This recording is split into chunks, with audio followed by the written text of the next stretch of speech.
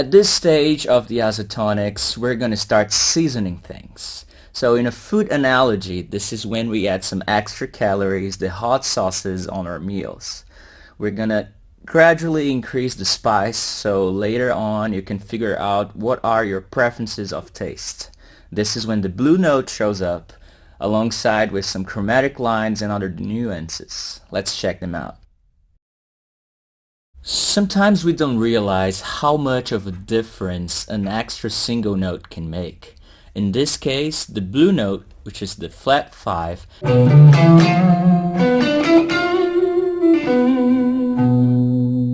is a very typical move to add on pentatonic. It adds this extra texture to the flow of the other 5 notes.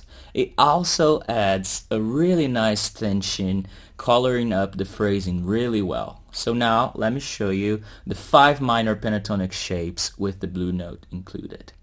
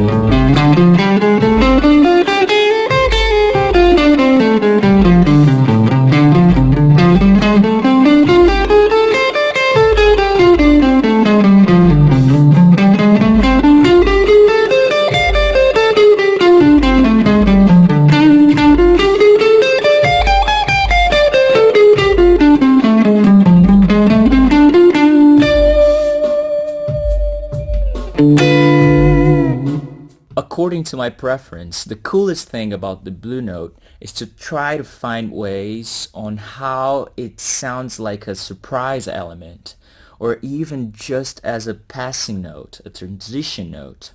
Sometimes if you just try to highlight it so much, you could just lose the special of it. Let me show you some examples. On this first example, I'm gonna play the blue note over the key of E minor. So we're going to be playing mainly E minor pentatonic, and I'm going to use the blue note just as a transition, as a connection in between shapes.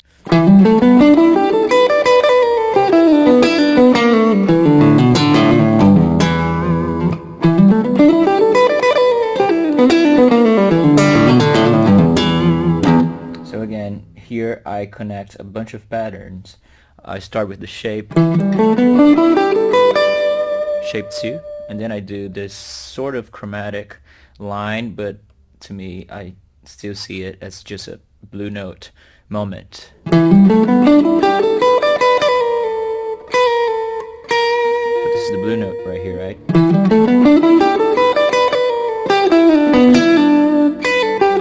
So this kind of brings that shape 1 of E minor pentatonic.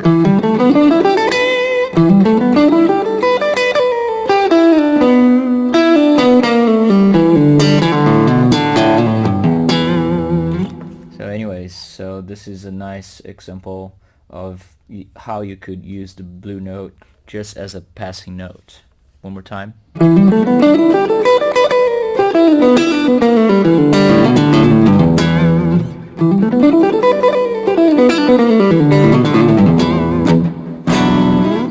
Another really nice example on how you could use the blue note as a bridge to connect, two terms, two messages is how guys like Eric Gales and John Mayer use it. There's a very famous John Mayer move that he plays quite often that I really like, which is something like this. So we're still in the key of E minor pentatonic, and it's there's this is the move he plays.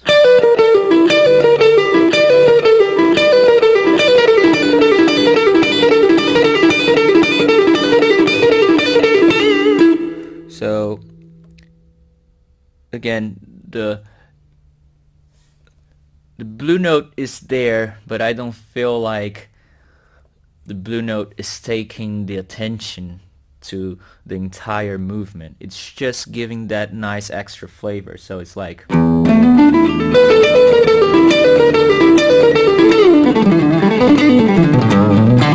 of course you can connect with other shapes, which is something that I kind of stole from this big guys, and you can do your own thing as well. But again, this is a nice example on how you could use the blue note just as a just passing along the message, you know. You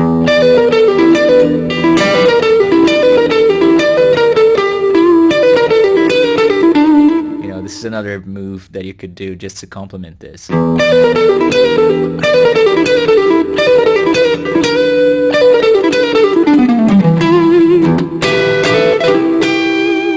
I love using the blue note because again, it brings another texture to the regular pentatonic move, you know. Without the blue note, it would probably sound like, and you could do.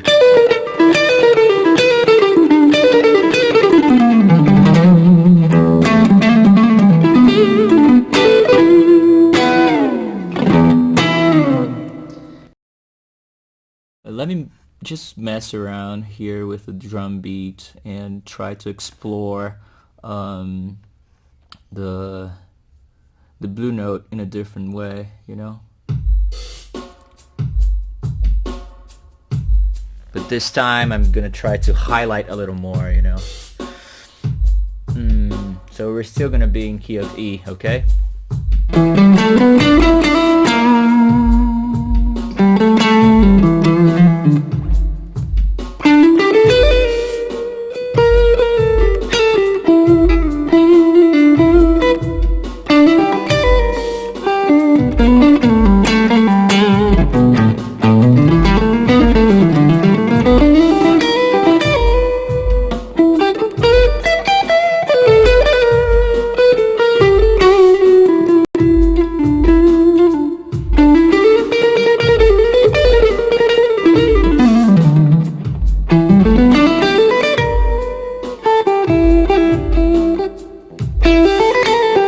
I love doing this sort of small moves, you know. This is a very blues sort of language, which is literally the blue note being used very quickly.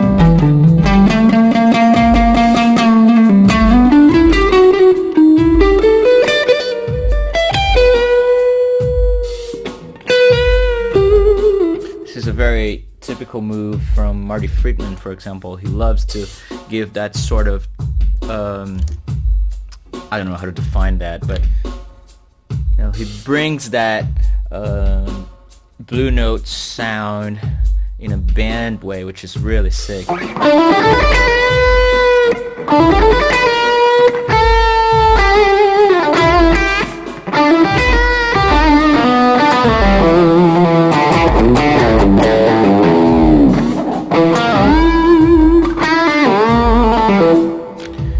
So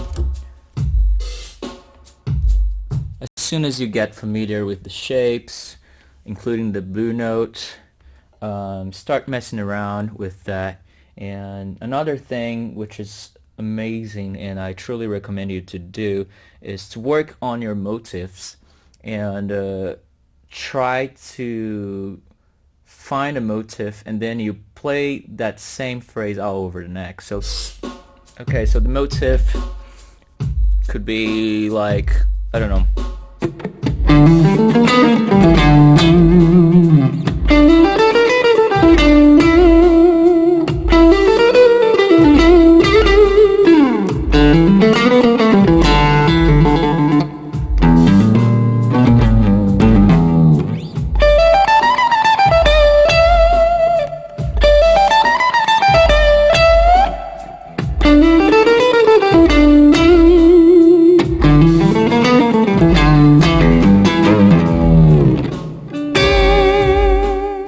Another really nice example that I just thought of it is this outro section of the live version of 24K Magic by Bruno Mars. This is something that I used to play when I was playing guitar for him.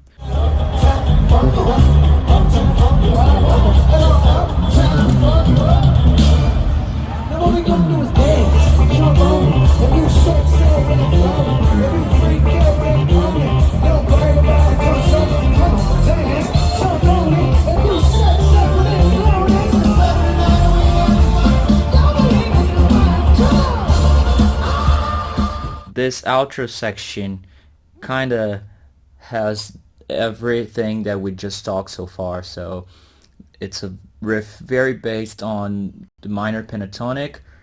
It has like the major sound on it as well, but it sounds very funky, very bluesy, and it also has the blue note as a passing tone, as a passing movement here. So let me show you how it sounds. So we're in key of D minor, okay? Okay, so here's the riff. 1, 2.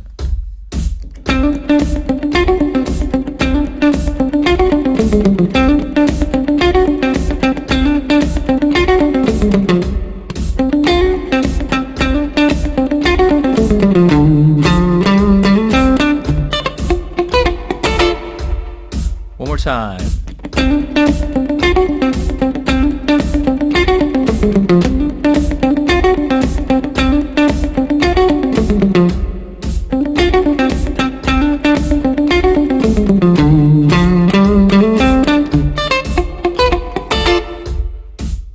So yeah, try to explore the blue note as much as you can, not only in solos, but riffs and things like that, whatever you think it could sound good for your performance.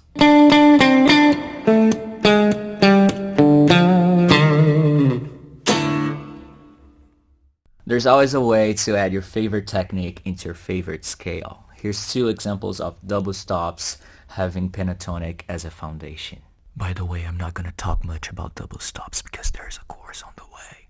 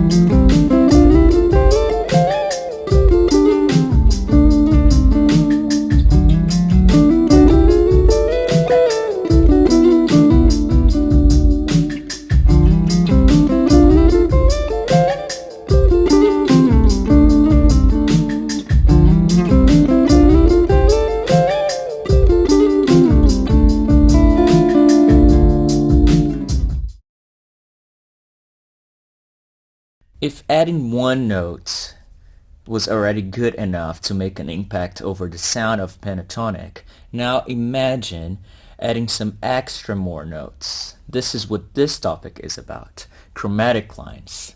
things are going to start getting a little crazier.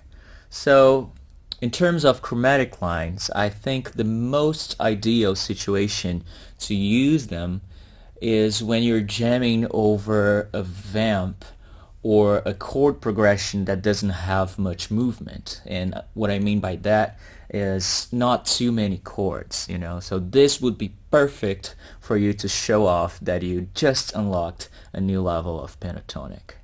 So as you know, we have the minor pentatonic.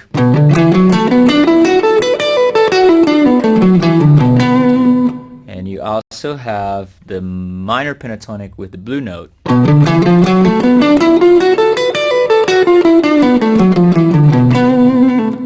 And there's another add that you could have, which is the minor pentatonic with some chromatic lines. So I'm going to start on the other way around, so because I feel like it sounds cooler.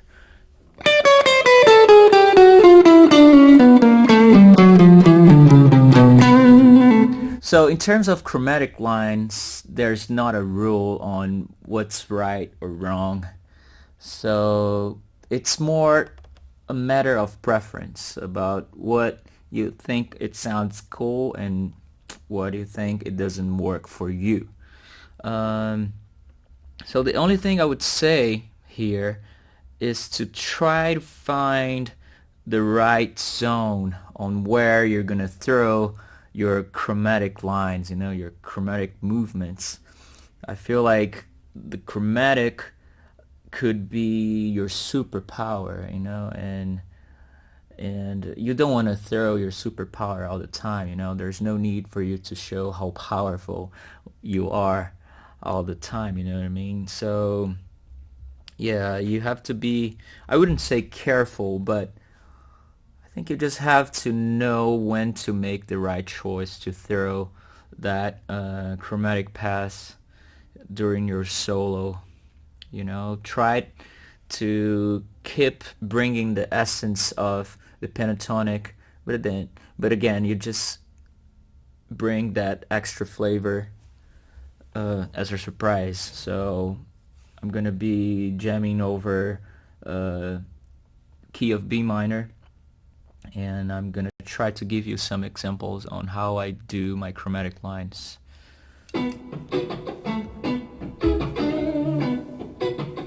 So probably just gonna start very pentatonic based.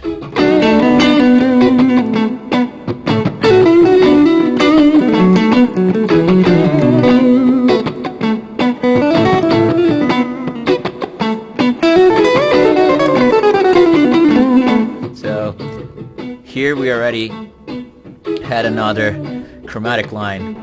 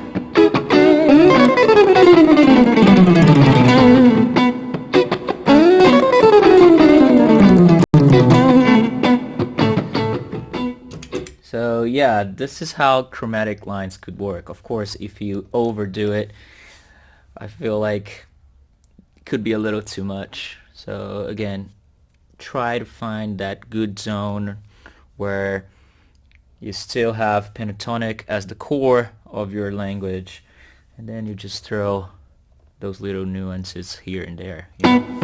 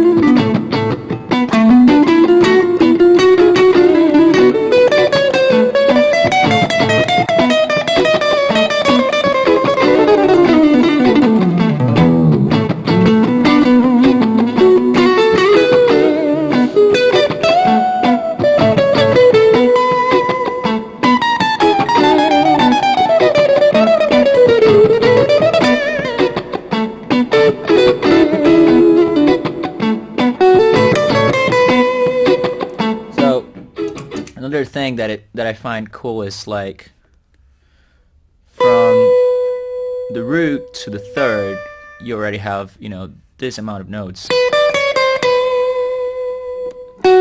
Same thing here, you know, from the fifth to the seven, you have this space. On here, it's kind of tricky because you could use this, and that's not the key we want to go, but again, it's chromatic, so if you know how to make it, you know, to sound cool, that could work as well.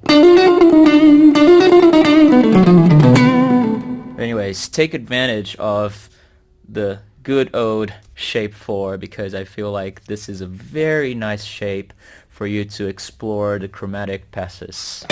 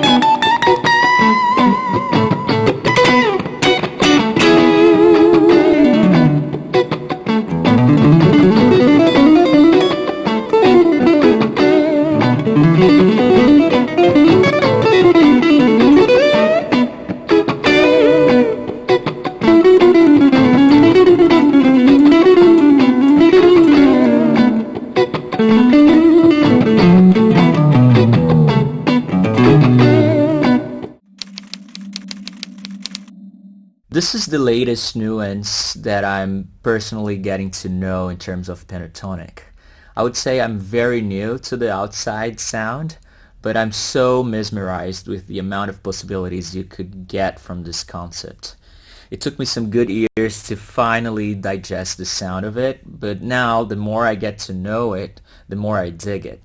It feels like I'm learning a brand new instrument again.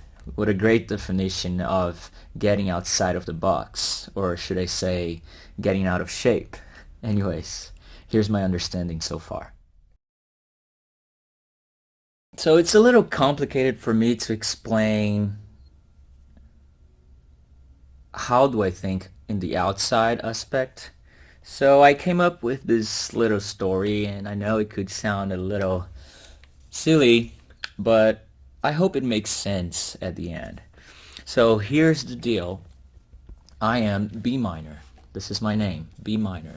And I have two neighbors, C minor and B flat minor, okay? And here's the deal. We all go for a run. And I run like this.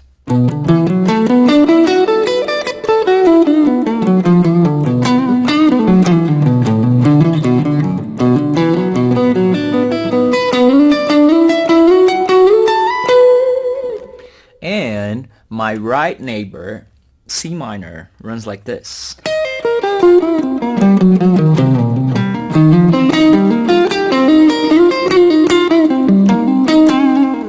And my other neighbor, runs like this.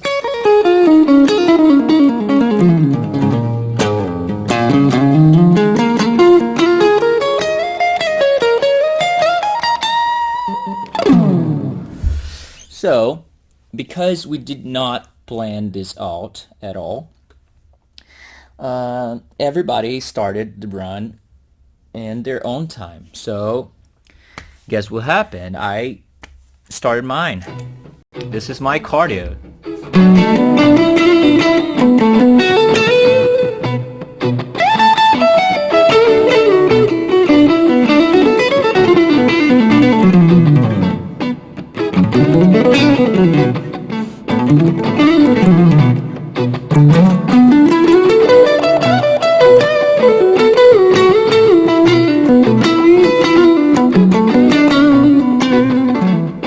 And out of nowhere, while I'm running, I see my right neighbor right next to me, running right next to me. And because I'm a nice guy and I have to love my neighbor, what do? I grab my neighbor's hand and I go for a quick small talk. Hey, what a surprise. It's nice to see you. How's family? Wish you all the best, because we're running and we don't want to be annoyed to each other. So what do I do after that? We part ways and I finish my run. So in music terms, me meeting my right neighbor in this run would be something like this.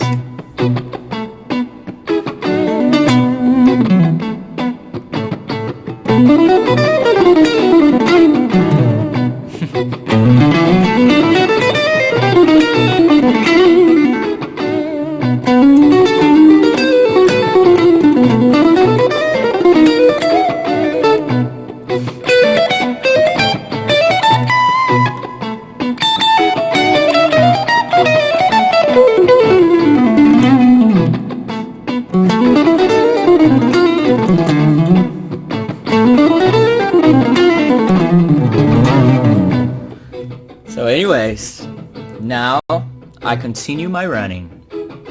Again, I already saw my right neighbor, so I'm doing my own pace.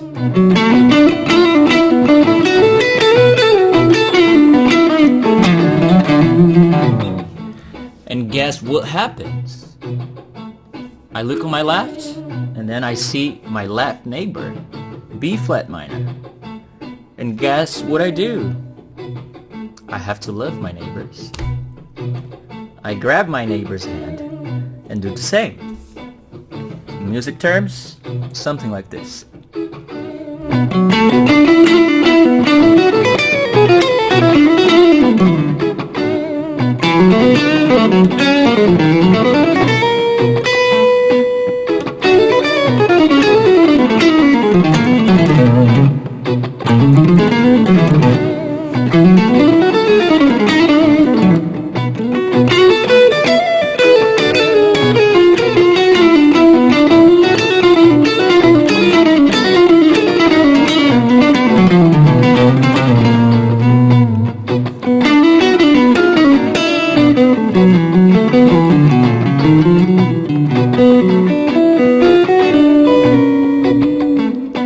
And I do the same thing because we are all running and we're fast and we don't want to be annoyed to each other. It's just a small talk. It's just a very quick moment, and then we part ways and I finish my run because I have to finish this cardio by myself. So, in the same terms, this is how outside, to sound outside, means to me. So I'm doing my run, I have this here. I'm soloing over a B minor progression. So I have the pentatonics, everything already here.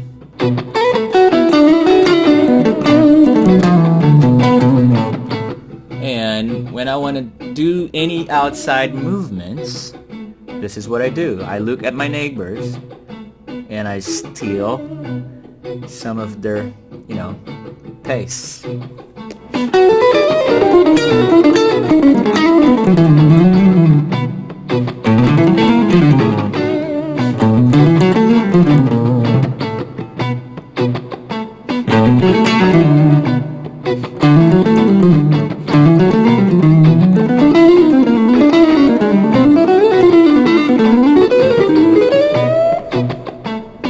And the most important thing is to remember you have to finish this run by yourself.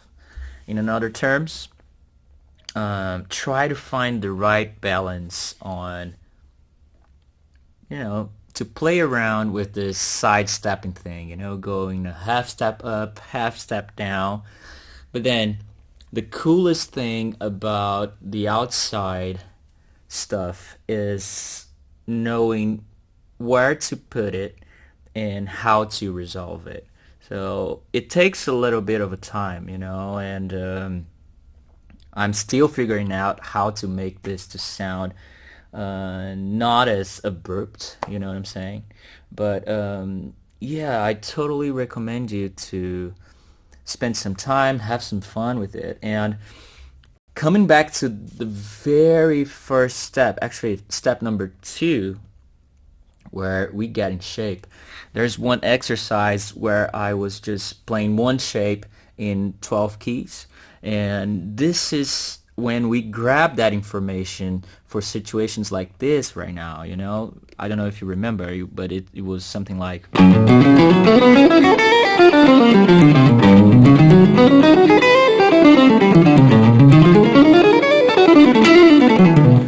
So anyways, this could be a kind of resource for you to use when it comes to that outside vocabulary, So again, let me try to show you.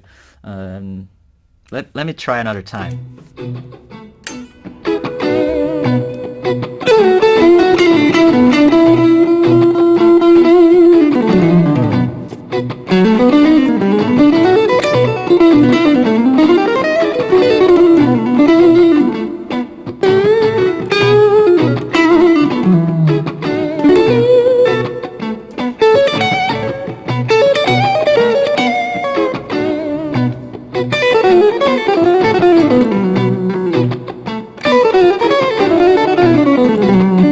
Yeah.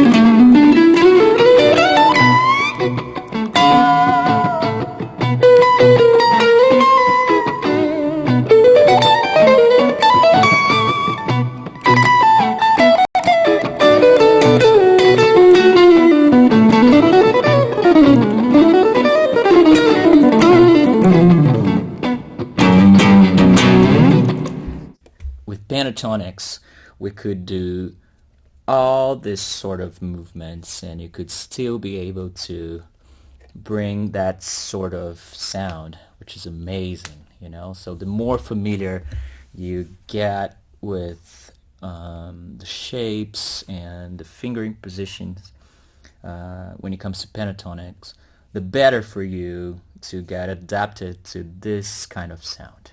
Now coming back to the musical language, at the same time that the outside stuff could be fascinating, on the other hand, it could be a little dangerous. So go easy on it, small steps, baby steps, because you gotta know how to balance the right way so you don't sound like a try-hard player. So you should start with some small moves and always remember to resolve at the right place.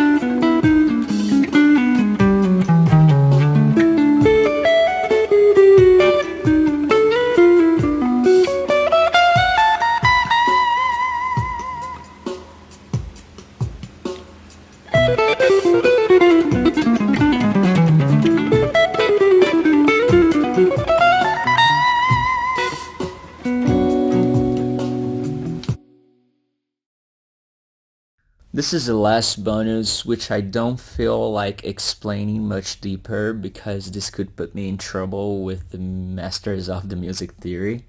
Theory is definitely not my cup of tea, but I'd like to leave this last sauce here anyways because it's a great texture for you to use in the universe of pentatonics. So here's the thing. If you are on a minor key, especially in a vamp jamming situation, you could use the pentatonics of its major second and its fifth as a substitution. And that's because there's some correlation of notes in between all these three keys, which unfortunately I cannot explain much, but I can feel it and I can hear it, and it sounds really amazing to me. It's a really nice combination. So check it out. So on this example, we're going to be in the key of G minor. So remember, if we are in the key of G minor, we could use A minor and D minor as a pentatonic substitution. So let's play here. So I'm going to start doing the minor over minor, which is literally G minor pentatonic.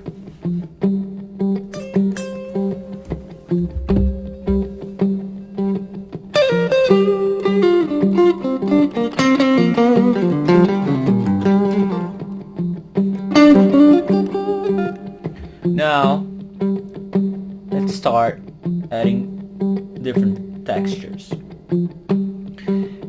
How about going on the fifth, which will be D minor pentatonic.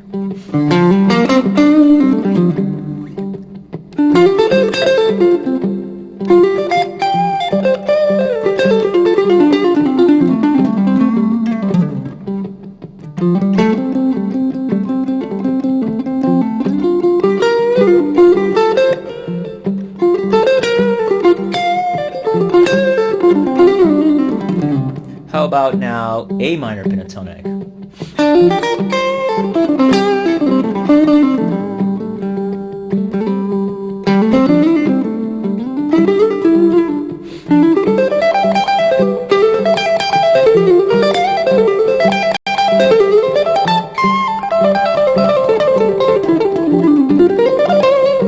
Now we're back in the G minor. This is a very nice example of pentatonic substitution, and it gives this sort of texture, and of course you can figure out on your own, patterns or motifs that could work.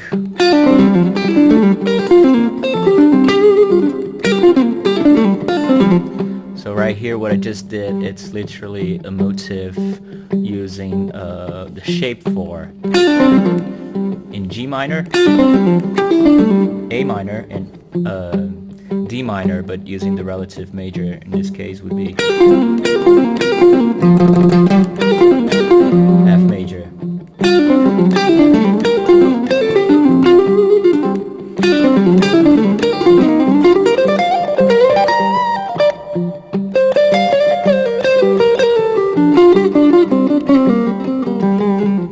So like the same way when I spoke about the chromatic lines and the sidestepping thing, the outside sound, I believe the same strategy would work here. You have to find the good balance, good ways of connecting the three keys and the three minor pentatonics together to still make it musical, you know? So let's try to mess around with all the minor pentatonics, the three minor pentatonics together.